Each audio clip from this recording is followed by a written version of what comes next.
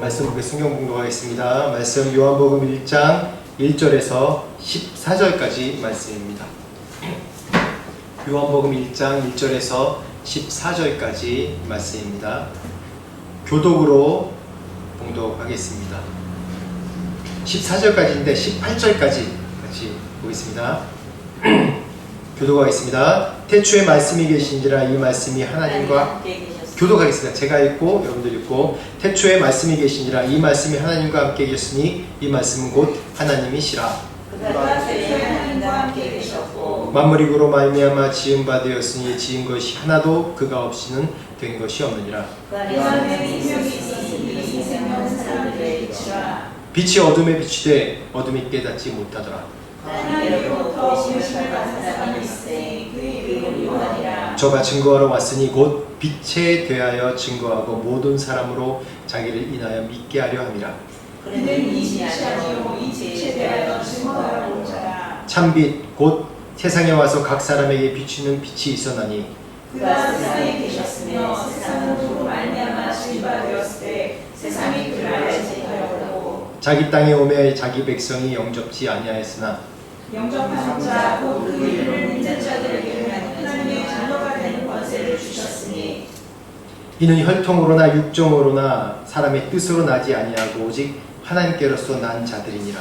말씀이 되어 우리 가운데서 하시되 우리가 그의 영광을 보니 아버지의 독생자의 영광이요 은혜와 진리가 충만하더라. 요한이 그에 대하여 증거하여 외쳐가로되 내가 전에 말하기를 내 뒤에 오신 이가 나보다 앞선 것은 나보다 먼저 계심이니라 한 것이 이 사람을 가리킴이라 하니라. 우리가 다 그의 충만한 데서 받으니 18절까지입니다. 은혜더라. 율법은 모세로 말미암아 주신 것이요 은혜와 진리는 예수 그리스도로 말미암아 온 것이라. 다 같이 읽겠습니다. 18절 본래 하나님을 본 사람이 없으되 하나님 아버지 품속에 있는 독생자신 하나님이 나타나시느니라. 아멘. 오늘 말씀 제목은 그가 이 세상에 오신 방법입니다. 그가 이 세상에 오신 방법. 한국인들에게는 아리랑 그러면 어떤 생각이 나세요? 아리랑 그러면 생각나는 게 있죠. 뭐 한국 사람은 한국말을 원래 태어나면서부터 한 사람들은 아리랑 그러면 이 전해오는 느낌이 있습니다. 우리 맞아요. 한도 있고 우리 여기 그 한글 선생님들이 많아서 이거를 이제 사전적으로 안 따지셔도 돼요. 느낌적으로 받아들이시고 생각하시면 돼요. 우리 전문가들이 여기 있으니까 이게 뭔 말을 하기 참 깊게 생각하지 마세요. 지금 이 선생님들 아리랑 그러니까 갑자기 직업병에 깊게 생각하는 것 같아서 제가 얘기하는 거예요. 아리랑 그런 느낌적으로 그냥 그리움, 뭐 서러움, 뭐 그런 거 있지 않습니까? 그렇죠? 한국 사람은 아리랑 그러면 드는 느낌들이 있어요. 근데 그런 아리랑을 설명할 수 있을까요? 여기 있는 분들에게? 여기 태국 사람들에게 설명할 수, 권사님 여기 오래 계셨으니까 아리랑이랑 비슷한 여기 말이 뭐가 있을까요? 마이펠라이 아니면 사바이 뭐 표현할 말이 없어요. 그렇죠? 그런데 참 희한하게도 유대인들에게는 이 표현한 아리랑이랑 비슷하게, 아리랑 그러면 우리나라 사람들이 다 알듯이 유대인들도 이 말 하면 사람들이 다 알아요. 근데 약간 우리 아리랑은 한이랑 서러움과 막 그런 것이 있지만은 또 유대인들이 이 단어를 딱 말하면 그러면서 느낌적으로 오는 게 있어요. 그게 뭔지 아세요? 혹시 들어보실지 모르겠는데 마라나타 찬양했죠. 마라나타 주 예수여 어서 오시옵소서라는 얘기죠. 마라나타. 유대인들은 마라나타 딱 그러면 어떤 생각이 드냐면 우리 그리스도인들은 마라나타 주 예수여 다시 재림에 대해서 얘기하잖아요. 근데 유대인들, 아직 그리스도인이 아닌 유대인들에게는 메시아가 다시 이 땅에 오실 것을 생각하는 거예요. 그러니까 마라나타. 그러니까 이게 왜 제가 아리랑이랑 비교했냐면 또 이들의 한이에요.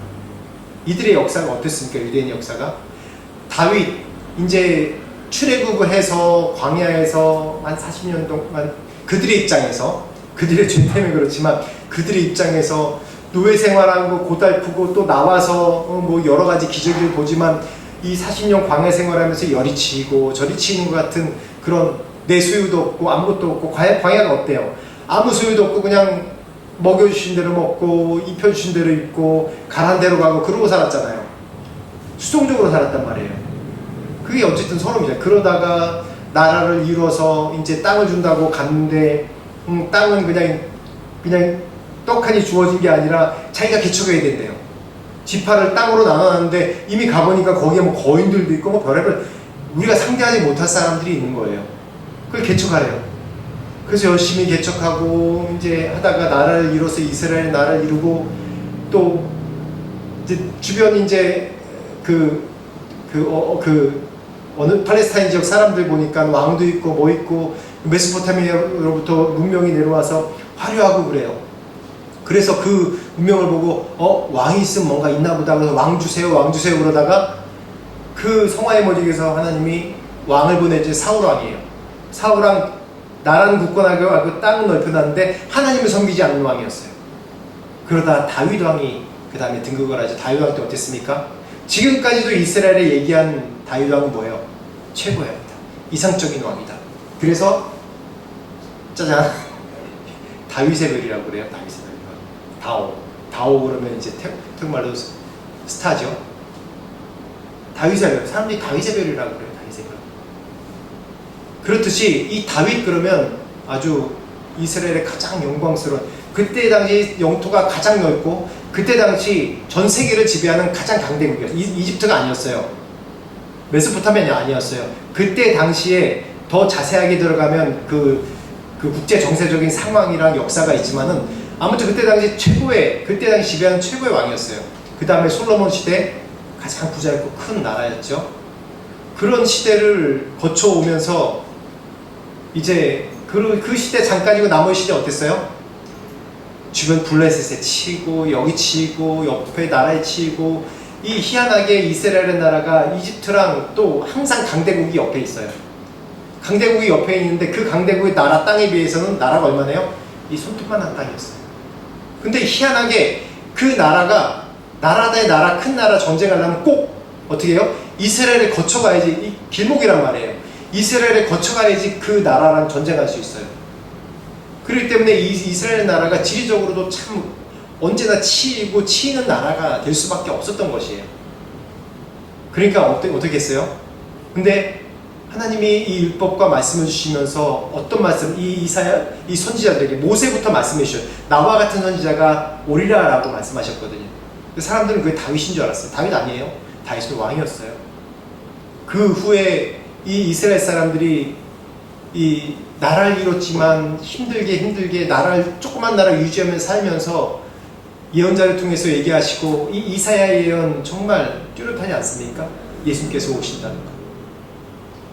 이 예수님께서 오신다는 거. 포로된 자를 자유케 하고 병든 자를 또 치유하고 너희가 넉넉하게 살리라 라는 이 다윗과 같은 그런 지배하는 나라의 메시아가 온다는 그 얘기가 뭐냐면 그 단어 한 단어가 뭐냐면 뭐예요? 마라나타야. 마라나타라는 얘기만 들으면 사람들이 지금 이스라엘 사람들이 역사적으로 이 나라를 이뤘지만 바벨론 아시리아한테 망하고 바벨론의 포로로 잡혀가고 이제 겨우 나라를 이뤘는데 로마의 식민지배 당하고 그런 억울한 상황이에요. 계속 이 나라 자체가 우리나라만 억울한 나라가 아니라 이스라엘 나라 자체가 억울한 나라예요. 그 로마 이후에 또 어때요? 이 거의 2000년 가까이 몇백 년 동안 나라 없이 지내다가 해방하면서 1945년인가요? 그때 50년인가 몇 년 전 정도인지 모르겠는데 나라를 다시 한번 이뤘잖아요. 그 이스라엘 역사를 보세요. 얼마나 서러워요. 얼마나 서럽고 억울합니까? 그러니까 마라나타 그러면 이들에게 온 사상은 지금도 마라나타 그러면 우리 다윗의 영광 같은 시대를 줄 그런 메시아가 오겠구나. 이 서러움 다 잊어버리고 그분이 오시면 우리를 구원하겠구나 하는 그런 메시아 대망 사상이 바로 마라나타예요. 어떻게 보면 우리가 아리랑 서러움을 대변한 그런 얘기랑 굉장히 비슷한 그런 문맥이 될 수 있어요. 이 마라나타라는 단어입니다. 제가 오늘 아침에 이 설교 준비 계속 마무리하다가 갑자기 아침에 제 아내가 무슨 쇼츠 영상이 있다고 보래요. 봤어요. 봤는데 제목이 뭐냐면 경상도인이면 무조건 설렘. 한번 찾아보세요. 나중에 예배 끝나고. 근데 쇼츠 영상 보면 뭐 그저 그런데 뭐 어떤 그 연예인 둘이 나오더라고요. 근데 그거보다 댓글을 보내요. 댓글을 쭉 봤는데 거기 뭐냐 하면 그 누구지? 그 여자 연예인 이름 뭐더라? 행수? 형서? 이름이 형서란 이름이더라고요. 여자 연예인이니까. 형서래. 근데 그 여자가 부산에서 왔는데 서울말 써요. 똑같이 연예인이니까 훌륭했겠죠. 근데 옆에 그 여자 연예인이 아니 여기 와서 정말 설렜던 적이 있다며? 라고 정말 설렜대요. 오해를 했대요. 오해를 많이 했대요. 서울 와서. 왜냐하면 어떤 서울 남자들이 이제 얘기를 하는데 자기를 정말 좋아하고 프로포즈 한 줄 알았대요. 뭐냐 하면 밥 먹었어? 이게 얘기가 부산 사람 묻잖아. 지금 나머지는 이해 못하는데 부산 사람은 웃어요. 밥 먹었어? 그런 게 그게 자기를 좋아하는 줄 알았대요. 그 진짜 그런 거예요. 한번 보세요. 쇼츠북. 저희 그거 보면서 되게 그 밑에 그 쭉 보니까 그런 글이 있더라고요. 서울 남자들 만났을 때 남자인데 서울 남자들 만났을 때 남자인데도 저를 좋아하는 줄 알았대. 그리고 또 홍대 지금 홍대가 외국인 많잖아요. 홍대 안내소에 가서 길 물어보려고 제가 이게 경상도 말을 잘 못해서 아따 입니까? 그 갈라 카모 우째가야 하는데요. 그러니까 갑자기 안내한 사람이 그 일본어 책 찾으면서 이렇게 하시더래요. 그리고 그 여기 공통적인 얘기가 뭐냐면 밥 먹었어? 라고 하면 무조건 오해한대요. 자기를 좋아하는 줄 알고. 그리고 맞나요? 선생님? 또 그러니까 서울 사람 다 됐네. 진짜 경상 사람들 그렇대요. 그리고 군대 가서 얘기가 많이 있는데 군대 가서 고참들이 군대 가면 욕을 시게 하거든요. 욕을 막 하는데 경상도 사람은 그 욕이 아니라 음유를 들렸대요. 그래서 나를 좀 격려하고 좀 좋게 생각하는 것보다 그렇게 오해를 했다고 그러는데요. 그래서 나중에 이제 막 그렇게 갈구는 걸로 모르고 그냥 자기를 격려해 주는 거라고 생각했대. 나중에 진짜로 막 맞으면서 나를 싫어하는구나 라고 느꼈다고 하더라고요. 그래서 만약에 부산에서 김철수로 태어나면 그 쓰는 단어가 한 5개 있는데 뭐냐 김철수 그리고 니 철수 아니면 김철수 손까지 붙여서 꼭 그렇게 얘기한대요. 그래서 이런 분들이 서울에 오면 경북 사람들이 그렇게 부른대요. 철수야 너가 이렇게 얘기하면 자신이 자기를 정말 좋아한다고 생각한다고 한대요. 맞나요? 예, 여긴 끄떡끄떡하고 아무튼 서술은 다녔네요 우리 선생님은. 그런다고 하더라고요. 잘 이해 못하겠죠. 저도 잘 이해 못하는데 이거 보고 알았어요. 이 같은 나라인데도 우리 같은 나라 사람이고 같은 언어를 쓰는데도 정말 서로 이해하는 게 달라요. 오해를 한단 말이에요. 그렇죠? 같은 나라에 사는 사람인데도 이게 우리나라 큽니까? 전 세계에 비해서 요만한 나라잖아요. 이 지금 태국이 남한만 얘기하면 태국에 비해서 한 5분의 1도 안 되는 그런 나라인데 이 나라에서 정말 한 2시간만 내려가면 경상도인데 서울에서 그런데도 이렇게 말을 받아들이는 게 오해가 많단 말이에요. 그렇다면 오늘 이 말씀 준비하면서 요 보면서 그런 생각했어요. 하나님은 메시아를 예수 그리스도 메시아를 이 땅에 우리 위해서 구원을 위해서 보내주셔야 되는데 어떻게 보내주셔야 되나? 우리가 이해하려면 어떤 방법으로 보내주셔야지 가장 맞는가? 하나님은 예수 그리스도가 이 땅에 오실 때는 모든 인류가 이해할 수 있는 방법으로 오셔야만 됐어요. 그리고 또 가장 중요한 우리의 죄의 문제를 해결해 주셔야 돼요. 그리고 또한 유대인의 왕으로 태어나시기 때문에 또한 유대인에게 맞는 방법으로 오셔야만 됐어요. 그래서 어떤 일을 하셨어요? 벌써 몇백 년 전부터 아니 출애굽할 때부터 모세부터 계속해서 구체적으로 빌드업을 해나가시는 거예요. 너희가 죄가 있으니까 내가 너희의 죄를 해결해 주겠다. 그래서 계속해서 빌드업을 해오시는 거예요. 그런데 보면 이 신약 성경 보면 신약 성경을 볼 때 우리가 이 성경을 볼 때 꼭 유대인의 입장으로만 보면 안 돼요. 어떤 성경은 유대인에게 향해 써졌고 어떤 성경은 이 헬라인 이때 당시 로마 헬라인 향해 써졌고 어떤 성경은 정말 온 이방인들이 다 이해할 수 있도록 쓰여진 성경이 있습니다. 같은 성경이 아니에요. 그래서 여기서 중요한 건 이 요한복음이 정말 제가 요한복음을 굳이 읽은 게 뭐냐면 이때 당시 요한복음은 사실 이 헬라인들을 위해서 쓰여진 책이라고 해도 무방합니다. 왜냐하면 이 지금 1장 말씀이 그래요. 1장 말씀을 이 헬라어로 하면 말씀이 육신이 되어라고 얘기할 때 말씀이 뭐냐면 우리 다 들어보셨죠? 로고스라는 얘기예요. 로고스라는 단어가 헬라어거든요. 근데 이 단어의 뜻에 대해서 이렇게 로고스, 말씀이 육신이 되어서 내려오신다라는 말씀을 쓰신 이유가 뭐냐면 이때 당시에 이 요한이 지금 에베소를 중심해서 이 헬라 지역에 예수님에 대해서 소개했어요. 예수님께서 이 땅에 계실 때는 공생의 기간 동안에 이방에 가신 적이 거의 없어요. 몇 개의 지역 빼놓고 뭐 두로, 시돈, 뭐 데가볼리 이 지역 잠깐 들렸지 주로 있으신 곳이 이 유대 지역이에요. 그런데 이곳에 나고 태어나시고 자라나셨고 사역을 하셨는데 이 지역에 이제 예수께서 돌아가신 다음에 말씀이 또 예수 그리스도인들을 통해서 퍼지기 시작하면서 이때 당시에 주 60년경인데 이 헬라 지역에 한 10만 명이 예수 그리스도를 믿고 있다는 그런 그 전승이 내려오고 있어요. 정확하게 기록이 내려오고 있어요. 근데 이들에게 유대인이라고 다 히브리인 유대인이 아니거든요. 헬라인 유대인도 있어요. 헬라인 유대인이 뭐냐면 이 헬라 지역에 살면서 헬라의 그 문화 그대로 받고 살았던 거예요. 우리가 이제 해외에 살지만 예를 들어서 미국에 태어난 우리 한국 사람이 있어요. 어머니 아버지가 한국 사람이에요.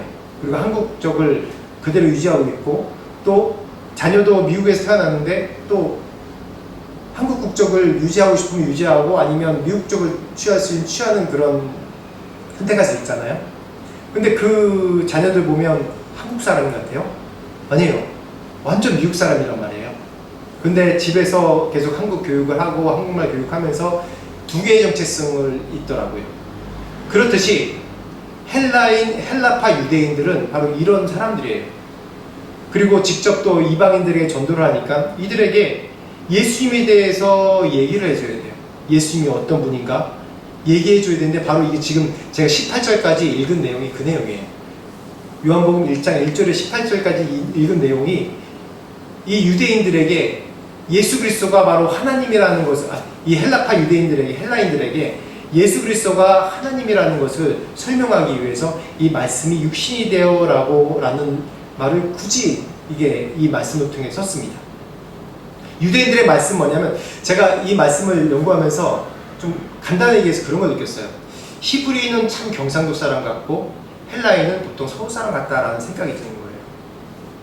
히브리 말은 보면 히브리 말의 어휘에 이 표현되는 하나님에 대해서 표현되는 용어가 한 10,000개 정도밖에 안 된대요. 종류가 그렇게 많지 않은 거예요. 말이 좀 짧죠? 그렇죠? 근데 헬라어에는 표현된 단어가 10만 개씩이나 돼서 신에 대한 표현된 언어가 10만 개 정도 된다고 해요. 그렇지 않나요? 저만 그런가요? 경상도 말이 좀 짧잖아요. 그렇죠? 말을 많이 안 해요. 저도 처음 우리 창훈이가 여기 왔을 때 말도 안 하고 그래서 이 사회에 불만 있는 사람인가? 아니, 나한테 좀 화가 난다 그래서 막 야단치기도 하고 막 그랬는데 막 야단쳤는데 받아들이는 건 야단치는 걸로 받아들이지 않아. 지금 오늘 아침 경상도 사람 그거 보니까 내가 막 야단쳤는데 그 야단치는 것이 애정으로 받아들였구나. 참 감사합니다. 네, 그렇게 받아들여서. 그렇듯이 이 히브리 말은 하나님의 표현하는 단어가 몇 개 안 되는데 이 헬라인의 이 표현들은 어휘수가 굉장히 많다고 그렇게 얘기합니다. 그래서 헬라인의 로고스, 하나님에 대해서 얘기할 때 하나님은 표현된 단어는 뭐 아도니아 뭐 몇 가지 표현되는데 또 어떤 단어는 그 히브리어의 옛날 고 히브리어의 이 모음이 없거든요. 자음만 있어요. 현대 히브리어는 자음 모음 다 있는데 고어는 이 밑에 자음 모음이 없어요. 그래서 발음을 못해요. 그래서 하나님에 대해서 야훼 하나님에 대해서 얘기할 때는 하나님이라고 부를 때는 어떻게 해요? 이렇게 얘기하는 게 하나님 부르는 거예요. 그래서 우리가 한 줄일 때 이러잖아요. 이게 히브리어로 하나님 부르는 거예요. 우리의 모습 전체가 다 우리의 숨쉬고 하는 것 하나하나가 하나님을 부르게 만들어졌다니까요, 우리가. 근데 사람들은 그걸 모르는 거예요. 자기가 뭐 하는 줄 알고, 자기가 뭐 해서 하는 줄 알고. 그래서 어쩔 때 보면 갑자기 진짜 한숨만 나오고 그러는데 하나님께서 일을 만들어주잖아요. 나의 한숨 소리를 들으신 거예요. 나의 기도 소리를 들으신 겁니다. 하나님은 우리가 자녀이기 때문에 내가 예수 믿는 사람이든 안 믿는 사람이든 아버지를 불러주길 원하시는 거예요. 하나님 아버지를 불러주길 원하시는 거예요. 이 부모가 자식을 만나기 너무 갈망하잖아요. 너무 보고 싶잖아요. 저희도 우리 애들 다 한국에 있어서 자주 보고 싶어요. 제가 설교 때도 가끔 얘기했는데 너무 힘들고 정말 정수리 힘들고 그럴 때 죄송합니다. 제가 아내를 보면 스트레스 더 받을 때가 있어요. 그럴 때 어떡하냐면 딸한테 전화를 해요. 전화하면 딸이 딸 친절하지 않다고 제가 몇 번 말씀드렸잖아요. 왜요? 근데 왜요? 그 소리 자체도 너무 좋은 거예요. 아빠 그냥 목소리 듣고 싶어서. 왜요? 뭐 잘 지내요? 아빠 잘 지내요. 그냥 얼굴 보고 이게 됐어? 그리고 끊어버려요. 그러니까 우리 집사람이 전화하면 잘 안 받거든요. 솔직히 말해서 애들이. 왜냐하면 전화하면 뭐 고좋아 다 얘기를 해야 되고 뭐 그래야 돼요. 저는 보면 그냥 아들 그래? 그래 사랑해. 이러고 끊어. 그러니까 애들이 좋아하잖아요. 그렇죠? 짧게 하니까 더 얘기는 하고 싶은데 저는 그냥 목소리 듣는 것만으로 좋은 거예요. 얼마나 기쁜지. 하나님도 그러신 거예요. 여러분들한테 한숨 쉬고 그럴 때도 하나님 그 소리 듣고 싶은 거예요. 왜냐? 너가 예수 믿든 안 믿든 간에 나의 이름을 불러주는 것을 하나님이 기뻐하시는 거예요. 그게 바로 탕자를 이 아버지가 기다리는 마음 아닙니까? 그랬듯이 지금 또 말이 샜는데 이 로고스라는 이 단어가 이 히브리인들에게는 이 헬라인들에게는 굉장히 중요한 단어예요. 이 로고스라는 단어는 우주를 컨트롤하고 질서를 유지하고 초월한 자아이성, 이 플라톤의 이데아 세상이나 또 철학적으로 깊게 들어가면 좀 어려우니까 이 헬라인들에게는 이 로고스란 말이 그런 사상이 있는 거예요. 저는 이 로고스란 말을 들었을 때 말씀이 육신이 돼요. 저는 어떻게 해석해요? 저도 굉장히 철학을 좋아하거든요. 어떻게 해석됐냐면 하나님 말한 게 실제로 이루어지는 거구나 라고 간단하게 생각했어요. 아빠가 그래 아빠가 노트북 하나 사줄게. 대학 들어갔는데 노트북 하나 사줄게. 말만 하고 그러면 이루어지지 않는 그게 말인가요? 아빠 거짓말장이네. 그냥 아빠는 그냥 말만 그렇게 하지 뭐. 근데 아빠는 말하면 꼭 하는 사람이야. 그 시간이 언제 지났다고 할지라도 왜 노트북을 사줘? 지금 때가 아니기 때문에 안 사준 거야. 왜 노트북 구전에 쓰던 거 있잖아. 노트북 다 될 때쯤 사줄게. 사줘. 제일 좋은 걸로. 그러면 뭐예요? 아빠 말하면 이루어져. 그래서 아빠 말하면 이루어지는 거구나. 철학적으로 생각할 필요까지 없다니까요. 이 헬라 사람들은 그냥 말이 많은 거야. 헬라 사람들은 철학적으로 깊이 생각할 필요도 없는데 뭐 이게 철학과 사상. 왜냐하면 바울도 이 사도행 전에 아테네 가서 전도하려고 그러니까 뭐 이렇게 신이 많고 말이 많고 철학이 많은지. 사람들이 하는 일 없고 늘 다른 사람의 새로운 사상이 갑자기 딱 뜨면 그걸 듣고 생각하는 거에 오히려 시간을 다 보낸다고 했어요. 그랬듯이 헬라 사람들은 이 표현한 것이 너무 많아요. 간단하게 얘기하면 딱 이거잖아요. 아버지가 해준다고 했으니까 그 말이 실제로 이루어졌네. 하나님이 처음에 어떻게 했어요? 아담과 하와가 타락하고 너를 다시 구원하리라는 계획이 있다고 계속해서 말씀하시잖아요. 한 번 말씀하신 게 아니라 귀가 따갑도록 계속 말씀하시고 말씀에도 못 믿으니까 또 너를 함께 하겠다고 할례도 하시고 그것도 못 믿으니까 이스라엘 백성에게 성막을 만들어서 어떻게 예배하는 걸 가르치고 그 성막의 그런 예배 제사의 모든 지식 가운데 예수 그리스도의 초림 오심을 예언하셨잖아요. 그걸 통해서. 그리고 때마다 계속 예언자를 보내주시면서 메시아가 오실 것이다 예언하고 계속해서 말씀하시잖아요. 귀에 따갑도록. 그걸 간단하게 위해서 내가 처음에 너희에게 말했지. 너희를 구원할 거야. 너희 타락하고 죄 가운데 지금 지옥에 떨어질 수밖에 없지만 내가 직접 갈게. 그리고 나를 믿어. 나를 다시 따라와야지 너에게 영생이 있어. 너희는 원래 존재가 무슨 존재? 영생하는 존재. 우리가 천국 간다 하지만 천국 가는 게 맞아요? 천국이 뭐예요? 영생이에요. 영생. 우리의 원래 본향이란 말이에요. 원래 고향이란 말이에요. 원래 우리의 원래 지으신 모습이란 말이에요. 그걸 회복시키셨다는 거예요. 너에게 영생을 줄게. 천국을 인도할게. 그 이유로 이 땅에 오신다는 거예요. 그게 바로 이 헬라 사상의 로고스 사상이란 말이에요. 로고스 사상. 그러니까 이스라엘 사람들은 마라나타 그러면 예수님 그 마라나타 예수님이야 그러면 마라나타 예수님이구나 이렇게 받아들이지만 헬라 사람들에겐 복잡해서 말도 많고 그래서 로고스 하나가 딱 있는 거예요. 그게. 그래서 이 요한이 이 로고스의 말씀을 사상을 딱 알아서 그 말씀이 바로 육신에서 이 땅에 오신 예수 그리스도에 대해 설명한 것이 바로 이 로고스 말씀입니다. 얼마나 놀라워요. 놀랍지 않습니까? 이 하나님이 예수님이 이 땅에 오신 것이 이 우리 각자에게 맞게 설명되시는 겁니다. 유대인의 하나님이 아니라 이 온 인류를 위해서 오신 예수 그리스도가 바로 맞게 설명해 주신 거예요. 그리고 또 신학적으로 복잡하게 들어가면 왜 천의 몸에 잉태되고 왜 그래야 된다 얘기하면 지금 뭐 그 생리학적으로 또 물리학적으로 또 족보적으로 다 설명할 수 있지만 이게 굉장히 길게 돼요. 그건 우리 나중에 성경 공부할 때 같이 하시고 예수님께서 우리가 이 땅에 그렇게 인간의 몸으로 태어나시고 우리의 죄를 짊어지시고 십자가에 못 박히셔야지 우리의 죄가 사해지는 겁니다. 어저께도 우리가 복음전도 때 나왔죠. 복음전도 할 때 어제 이 크리스마스 파티 복음전도 집회 하면서 우리가 그걸 얘기했습니다. 근데 정말 신기한 게 뭐냐면 사도행전 1장 한번 찾아보시겠어요? 사도행전 1장 1장 9절에서 11절까지 사도행전 1장 9절에서 11절까지 같이 읽어볼게요. 짧으니까 같이 읽겠습니다. 1장 9절에서 11절 시작. 이 말씀을 마치시고 보는 데에서 올리고 가시니 구름이 저를 가리고 보이지 않게 하더라. 올라가실 때 제자들이 자세히 하늘을 쳐다보고 있는데 흰옷 입은 두 사람이 저희 곁에 서서 가로되 너희 사람들아 어찌하여 서서 하늘을 쳐다보느냐. 너희 가운데서 하늘로 올리우신 이 예수는 하늘로 올라가신 본 그대로 오시리라 하였느니라. 이상하지 않아요?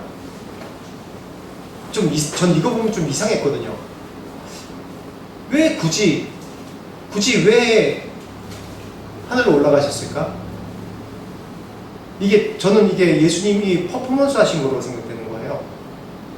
한 500명 있는데 그냥 예수 원래 저도 모태신앙이에요. 그래서 이거 올라오실 때 당연히 올라가셔야지 같이 다시 또 재림하셔야지 본 그대로 오신데 이게 물리적으로 보세요. 올라갔다가 안 보이죠. 내려오고 이게 뭐예요? 하나님이 예수님이 이 땅에 오신 것이 얼마나 말도 안 되는 거냐면 하나님이 어떤 분이에요? 물리학적으로 얘기합시다. 시간과 공간을 초월해서 계신 분이에요. 시간과 공간을 초월해서 계신 분이에요. 이 육신에 갇혀있는 분이 아니에요. 우리 육신은 뭐예요? 이 공간에 갇혀있는, 시간에 갇혀있는 게 우리 육신 몸이 아니에요? 이 몸 안에 우리의 영혼이 있습니다. 이 영혼은 뭐예요? 영원한 겁니다.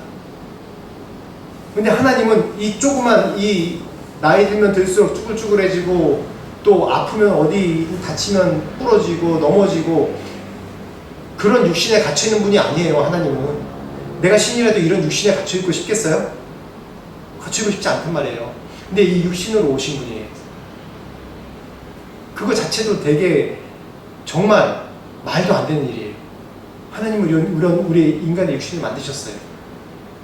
원래 우리 인간이 주신 몸이 이런 몸이 아닌데 죄 때문에 지금 이렇게 된 거예요. 시간과 공간의 한계에 갇혀있는 몸이거든요. 근데 이 몸으로 진짜 오셨다는 것도 정말 말도 안 돼요. 그런데 왜 이러한 퍼포먼스를 보여주시겠어요? 이 들려 올려오셨다는 거는 이 공간 퍼포먼스거든요. 그렇죠? 공간 퍼포먼스예요. 제가 여기 딱 있다가 내가 저에게 하나님이 주신 은사와 능력이 있습니다. 증명해 보여드리죠. 짜잔. 없었다가 짜잔 나타나. 여러분, 와, 그리고 믿을 거 아니에요? 아닌가? 다 믿음이 좋아서. 이단들이 자주 쓰는 방법이 이런 방법이란 말이에요. 그래서 저는 이게 굉장히 이상하게 느껴진 거예요. 왜 굳이 나는 예수님 정말 사랑하고 믿는데 내 목숨까지 바쳐가면서 이렇게 예수 믿었는데 왜 굳이 어느 순간에 이런 생각이 왜 굳이 공간에 올라갔다 내려갔다 이게 뭐지? 이게 바로 우리 모든 인간들이 눈에 보이는 게 약하잖아요. 우리는 아무리 믿음이 있다고 해도 눈에 보이는 거 약하고 만져지는 거에 약하고 나의 처해진 환경에 약해서 그냥 무너지는 사람들이에요. 그렇기 때문에 제가 처음에 전제로 말씀드렸죠. 하나님은 우리 모든 인류가 이해하게끔 하는 방법으로 오셔야 돼요. 받아들일 수 있는 방법으로 오셔야 돼요. 그리고 유대인이 받아들이고 유대인이 이해하는 방법으로 오셔야 돼요. 그래서 그러한 방법으로 예수께서 오셨습니다. 그러니까 다시 오시려면 이런 방법을 쓰셔야 되는 거예요. 올라갔다가 내려갔다가 짠 사라졌다가 들어갔다가 굉장히 유치한 방법을 하나님이신데 굉장히 유치한 방법을 선택하신 거예요. 우리를 위해서. 우리 때문에. 저는 이 사도행전 1장 말씀 보면서 정말 하나님이 우리 인간을 위해서 정말 진짜 하나님으로서 유치하게 할 필요가 없는 방법까지 선택하셔서 우리를 위해서 다시 이 땅에 재림하신다까지 이게 지금 말씀하신 거잖아요.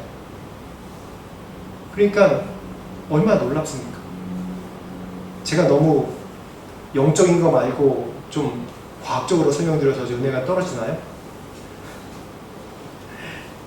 하나님은 이 인간의 한계 속에 들어오셨습니다. 그게 너무 놀라운 겁니다. 이 인간의 우리 죄로 인해서 바운드리가 한계가 분명히 설정된 것을 깨부시려고 예수님께서 직접 오신 거예요. 그 한계가 뭐예요? 우리의 죄입니다. 죄. 근데 여전히 우리는 그 예수 그리스도를 믿지 못하고 내 한계를 딱 설정해버려요. 재정이나 명예나 또 내 환경이나 그 한계를 딱 설정해버리고 그 이상 고사하려고 안 해요. 누가복음 11장 보면 부자 청년이 있습니다. 부자 청년이 예수님께 와서 물어봐요. 선생님이요, 저는 정말 유대인으로서 내가 헌금도 하고 무슨 예절을 그 예식을 다 지키고 정말 구제도 하고 정말 유대인으로서 잘 살고 있는데 제가 어떻게 해야지 되겠습니까? 라고 얘기했을 때 예수님께서 뭐라고 하세요? 이제 웃으시면서 긍휼히 여기시면서 그래, 너에 있는 모든 것을 다 가난한 사람에게 나눠주고 나를 따르라 라고 얘기했어요. 그런데 어떻게 됐습니까? 그 다음 성경에 안 나왔어요. 그거는 독자에게 판단에 맡깁니다 라고 퀘스천을 주신 거예요. 어떤 사람은 회개하고 그렇게 예수님께서 불쌍히 여기시면서 라고 하는 단어에 집중해서 불쌍히 여기시면서 회개하고 돌아오길 기다렸다라고 말씀도 맞아요. 근데 그걸 말씀하려는 것이 아니라 우리가 그 한계에 갇혀 있으면 안 된다는 거예요. 예수님을 따른다고 하는 사람은 열매로 나타나야 되는데 그 모든 것이 재정이 될 수도 있고 또 내 명예가 될 수 있고 내 처해진 환경이 될 수 있고 심지어 내 가족이 될 수 있는 거예요. 이 부자 청년 바로 다음 말씀에 뭐라고 그러냐면 나를 위해서 집도 팔고 또 너의 목숨도 바치고 그렇게 한 자들을 어떻게 한다고요? 너에게 영생의 선물을 주겠다고 얘기했어요. 그리고 이 땅에서 그 배로 갚아주겠다고 합니다. 그런데 단 조건, 고난도 함께 받아야 하리라고 얘기하고 있어요. 왜냐하면 이 세상에 예수님을 따라가는 길이 쉬운 길은 아닙니다. 초신자들에게는 참 쉬워요. 왜냐하면 초신자들은 애기잖아요. 하나님께서 기도하고 말씀하실 때 계속 다 들어주세요. 그리고 정말 내 이 세상 어느 것과 비교할 수 없는 예수님의 사랑이 내가 깨달은 다음부터는 나에게 고난이 오기 시작합니다. 왜요?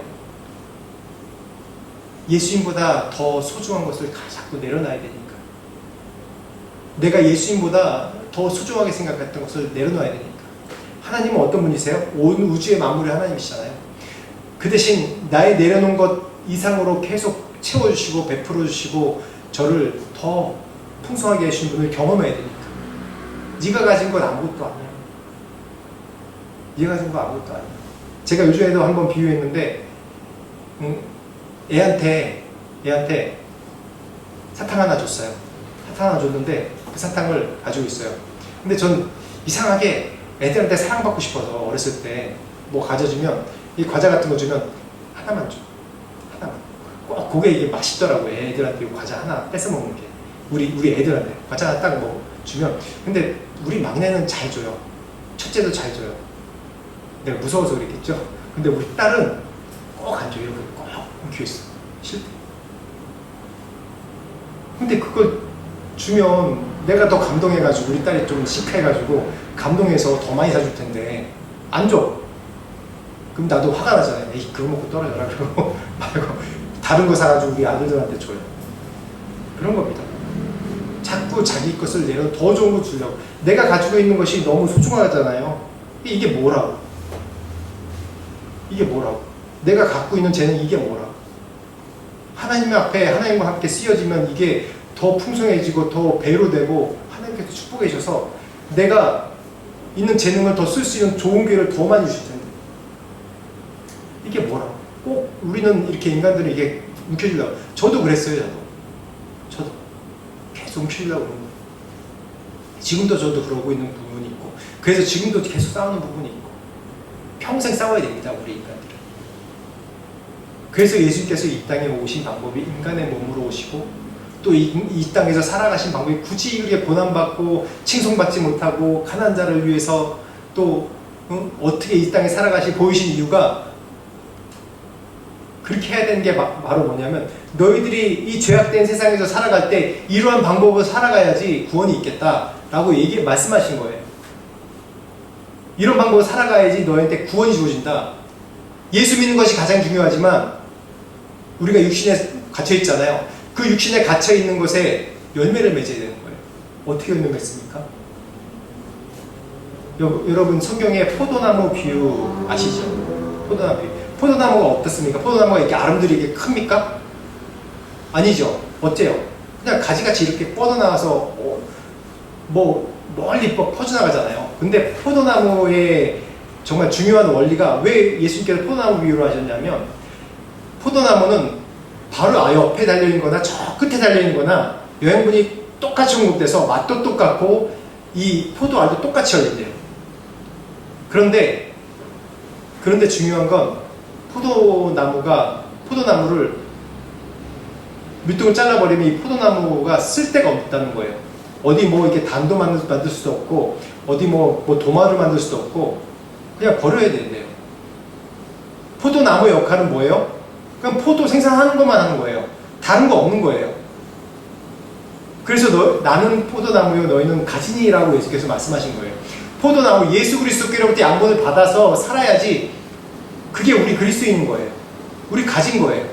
예수 그리스도께로부터 양분을 받아서 계속 전달하면서 사는 것이 열매를 맺히면서 사는 것이 그게 우리 그리스도인이란 말이에요. 너희가 그게 없고 예수 믿는다고 하면서도 지식적으로 믿고 동의하고 믿으면 너희 삶에 그런 열매가 없으면 가지 잘려서 버려진다는 거예요. 그 얘기가 뭡니까? 지옥 간다는 얘기입니다. 그 열매가 뭡니까? 예수께서 이 땅에서 하신 거예요. 가난한 자들의 복음을 전하고 또 아픈 자들을 감싸주고 해주고 그런 것이 예수님의 열매를 맺는 거예요. 그게 바로 포도나무 비유의 원리인 겁니다. 포도나무 잘못 이해하시면 안 돼요. 그래서 우리는 그러한 열매, 예수께서 그런 인간의 방법으로 오신 이유가 바로 우리에게 이 땅의 삶에서 어떻게 승리하는지 보여주시고 또 우리가 이해하는 방법으로 오셔야지 우리가 예수 그리스도를 믿고 받아들일 수 있으니까 그런 방법으로 오신 겁니다. 오늘 예수님 오신 성탄절 기념 예배를, 감사 예배를 드립니다. 그분 예수께서 오셨기 때문에 얼마나 기쁜지 모릅니다. 우리가 고민할 필요가 없어요. 모르면 예수님 이 신약 사복음서 말씀 보고 그대로 따라 살면 되는 겁니다. 그렇죠? 얼마나 간단해요. 쉽진 않겠지만 그러한 축복을 누리시는 여러분들이 되길 축원합니다. 같이 기도하겠습니다. 하나님 아버지 감사합니다. 오늘 그가 이 세상에 오신 방법에 대해서 말씀을 나누며 이 성탄절의 의미에 대해서 다시 한번 나눴습니다. 예수님 감사합니다. 우리 연약한 인간들을 위해서 이 땅에 오시고 이 땅에서 십자가에 돌아가시고 또 그분을, 그 예수 그리스도를 믿는 자에게 영생의 선물 주시고 이 땅에서 승리하게 하시고 풍성한 삶을 살게 하신 은혜에 감사합니다. 하나님, 우리가 이 땅에 살면서 예수로 따라 살기 때문에 여러 가지 내 자신을 내려놔야 되는 것 때문에 어려움과 고민이 많지만 그 가운데 승리하게 하시고 예수 그리스도의 빛을 나타내시는 우리 모두가 될 수 있도록 축복하여 주옵소서. 예수님 이름으로 기도합니다.